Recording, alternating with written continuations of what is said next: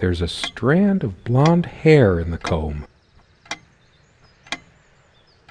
Yes, blonde hair like sun rays. I'm remembering. What's wrong with my memory? Did I have a stroke? She also had a brush, but I can't see it anywhere, nor some of her other personal items. It's just a regular comb bought from a supermarket, new enough to still have all its teeth. Hers. I used it too, when shaving. There's only an outhouse, and for some reason, whoever erected the rickety thing didn't think to include wall-to-wall mirrors, so this came in handy. Should I dust for fingerprints? I might if I were in a detective story. After all these years, it permanently smells of her and her perfume. The last thing I need now is to see myself in the mirror. I must look awful. Comme une évidence, Serena's favorite perfume. I've always told Serena that she doesn't need to wear perfume. Her presence is magical enough already. It smells so elegant. There's violet leaf and silk tree blossom, I think. This perfume is perfect for Serena. We were happy for a long time, at least I think we were. But as time passed, we fought about every little thing, even this. I keep looking at her things, remembering all the good and bad. Depends on how you look at it. Either a wonderful sensory stimulant and aphrodisiac, or a subtle weapon in the mating rituals of Homo sapiens. We were happy for a long time, at least I think we were. But as time passed, we fought about every little thing, even this. I keep looking at her things, remembering all the good and bad. These keys are for the cabin and the car. If the keys are here, does she have her spare? I should probably stay here in case she doesn't. Did she even have her own spare? We also have a key for the outhouse, but can't be bothered to keep it anywhere other than under that rock next to the thing. No one comes here anyway. We did have a night prowler once who left a mark inside the outhouse, but we rarely lock it anyway. I never noticed it before, but there's some rust on the ring. Should get a new one. We also have a key for the outhouse, but can't be bothered to keep it anywhere other than under that rock next to the thing. No one comes here anyway.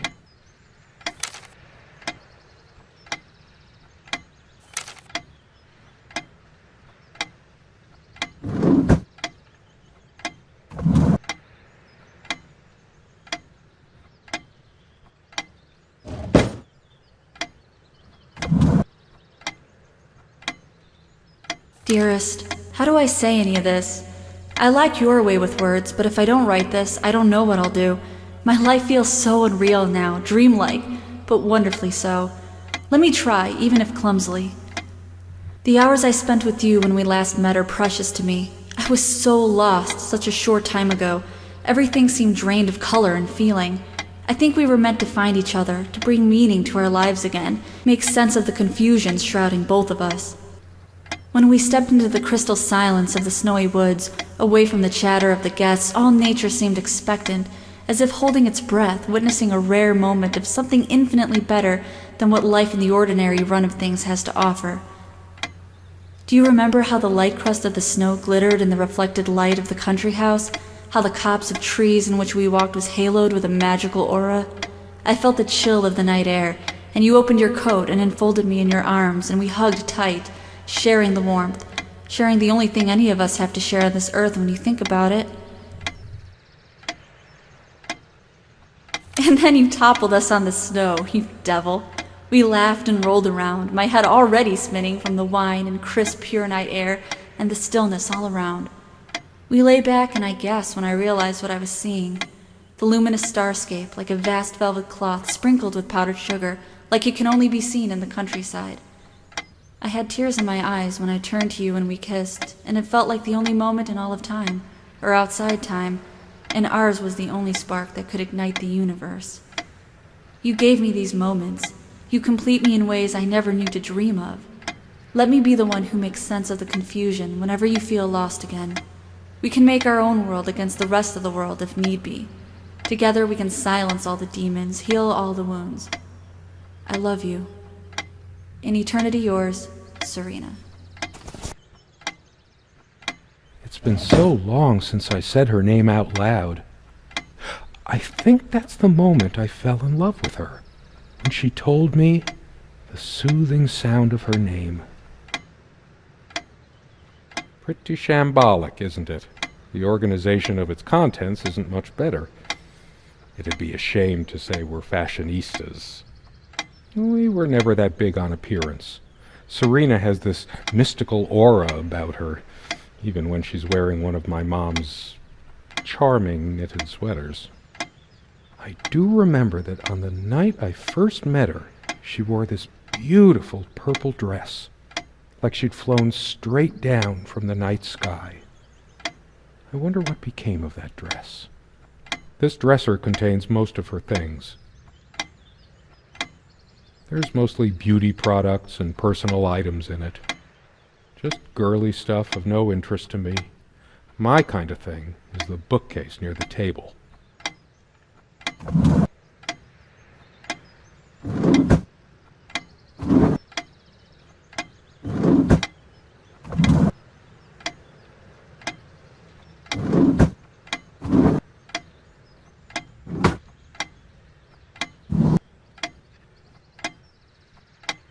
They prevent my blood pressure from skyrocketing. Doctor's orders. And Serena's. I'm generally not fond of taking medication. I find it hard to believe ingesting a few chemicals will do me much good in the long run. Don't forget your pill, hun. I know you'd rather not, but you know it's for the best. Beta blockers. I have high blood pressure. I'm only supposed to take these before meals. Not a big fan of them. They do tend to alleviate my headaches, though. There's dust on this, too. It's everywhere. Beta blockers. I have high blood pressure.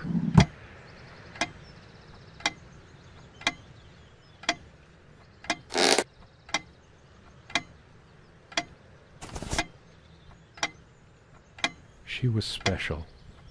Contradictory. She didn't mind these. Actually, I think she was into them, too. That looks interesting. You can always try it. I read it for the articles, of course. Like that one by the guy. That one about the thing. I needed some incentive to go check the mailbox from time to time. It's some way through the woods. Something good left in this world. They still make covers like this. You're right. She's beautiful. But what's her obsession with dolphins? I needed some incentive to go check the mailbox from time to time. It's some way through the woods. Something good left in this world. They still make covers like this. Erotic, not obscene. There are no monsters under the bed. I guess they're all in my head.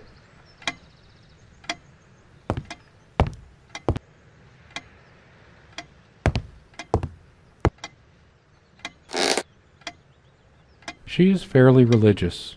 Not me. I'm the cold and cynical bastard. But I don't remember that ever being an issue between us. She always thought our relationship was a blessing. God, how I miss her. No longer the cynical asshole, I guess. Her faith came as a surprise to me. She was never prudish about sex, so I just didn't expect it. I guess people simply aren't that predictable. No, I don't want to read right now. Especially not a Bible. I have no need for the words in there. I don't feel like being admonished by a deity right now. No, I don't want to read right now, especially not a Bible. She adored all things of nature. I remember her long walks out in the woods. Curiously, we never brought many plants inside the cabin. We were surrounded by so many outside, I guess we were saturated by them. At least I was. Maybe I should have let her bring some plants inside. She liked them a lot. A plant is a plant. Beautiful to some, boring to others. They say these things are alive. If they are, it must be a horrible existence, confined in their own silent, dark world. We have much more interesting things than this plant inside the cabin, like my books. A plant is a plant. Beautiful to some, boring to others. Don't think Serena would approve of me making an even bigger mess of the clothes in here. Maybe later. There's nothing of interest inside the closet anyway. I always resisted the temptation to sweep things under there when it was my turn to tidy up.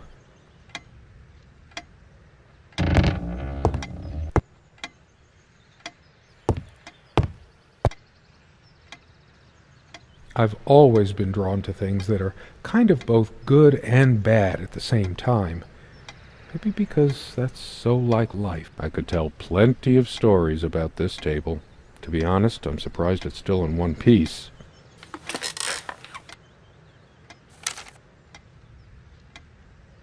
We don't have a lot of photos of ourselves as a couple, so this one is quite important.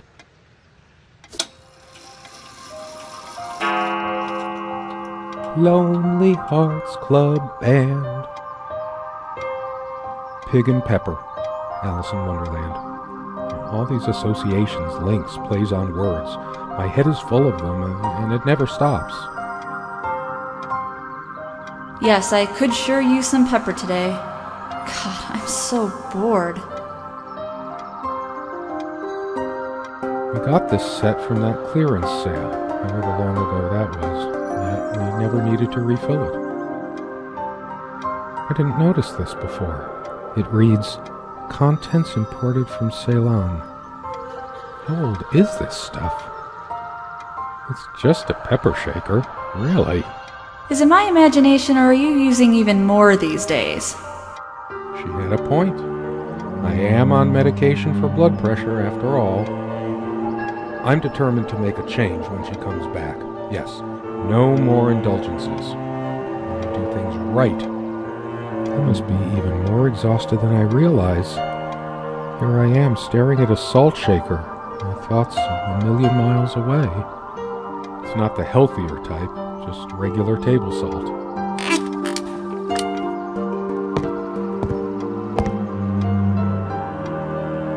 Without any activity, the corner feels cold and lifeless.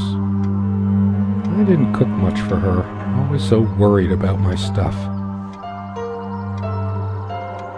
I'd give anything to see her standing here again, making coffee or sandwiches. I made my own too, of course, but it just made me happy to see. Damn, I can't even remember what her favorite meal was. Look, I said I would do it. Will you just sit down over there? I'll make you something we can both enjoy eating. I think it dates from the colonial era, probably brought over by the Pilgrims. It belongs in a museum. An archaeologist could excavate the layers of food forever welded onto this and learn about the days when other beings ruled the earth. When she was happy, she'd hum her favorite songs as she puttered around. I can't remember the last time. I think it dates from the colonial era, probably brought over by the Pilgrims.